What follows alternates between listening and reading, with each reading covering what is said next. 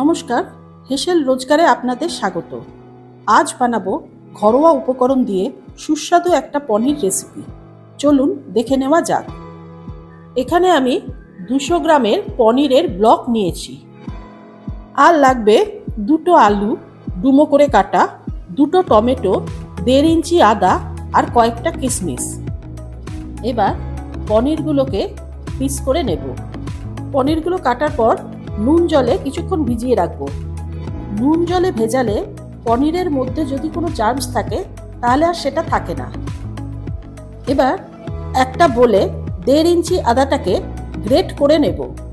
তারপর এর মধ্যে 3 টেবিল স্পুন ধনে গুঁড়ো, 1 টেবিল স্পুন হলুদ, 1 টেবিল স্পুন লঙ্কা গুঁড়ো, ঝালটা আপনাদের স্বাদ অনুপাতেই দেবেন, আর 1 টেবিল স্পুন কাশ্মীরি লঙ্কা গুঁড়ো দেব।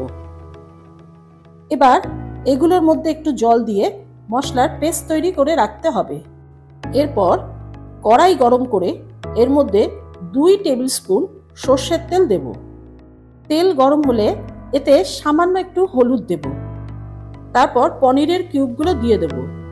খুব বেশি কড়া করে ভাজবেন না। আমার পনির ভাজা হয়ে গেছে। এবার এই পনিরগুলোকে তুলে ওই নুন জলেই ফেলবো। নুন জলে ফেলার জন্য পনিরগুলোর মধ্যে নুন ঢুকবে আর পনিরটা সফট হবে। পনির তোলার পর যে তেলটা থাকবে সেই তেলেই 1 টেবিল স্পুন জিরা ফোড়ন দেব। ফোড়নের সুন্দর গন্ধ বেরোলে এর মধ্যে ডুমো করে কেটে রাখা আলুগুলো দিয়ে ভেজে নিতে হবে।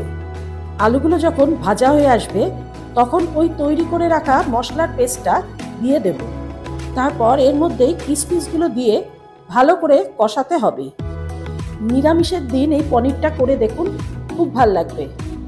খুব অল্প মশলা ব্যবহার হয়, খেতে কিন্তু দারুণ। মশলা কষানোর সময় মাঝে মাঝে একটু জল দিয়ে কষাবেন, নাহলে মশলাটা পুড়ে উঠবে। এবার এর মধ্যে কেটে রাখা টমেটো কুচি দেব। আবার ভালো করে কষাতে হবে। টমেটোটাকে কিন্তু মশলার সাথে মিশিয়ে দিতে হবে। মশলা কষানো হয়ে গেছে। এবার এর মধ্যে 1 বাটি জল দেব। তারপর স্বাদ অনুপাতে নুন দেব। নুনটা ভালো করে মিশিয়ে এবার আলু সেদ্ধ হওয়ার জন্য কিছুক্ষণ ঢেকে রেখে দেব। এবার আলুটা সেদ্ধ হয়ে গেছে কিনা দেখে নেব। তারপর এর মধ্যে স্বাদ অনুপাতে চিনি দেব। পনির সাধারণত একটু মিষ্টি মিষ্টি হয়, কিন্তু আপনাদের স্বাদ অনুপাতেই মিষ্টিটা দেবেন।